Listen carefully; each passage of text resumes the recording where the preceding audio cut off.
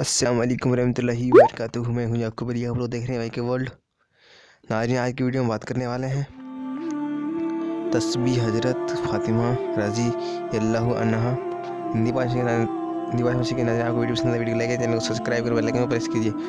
आइए तो शुरू करते हैं आज की वीडियो। औज़ु बिल्लाहि मिनश शैतानिर रजीम, बिस्मिल्लाहिर रहमानिर रहीम। तस्बीह हज़रत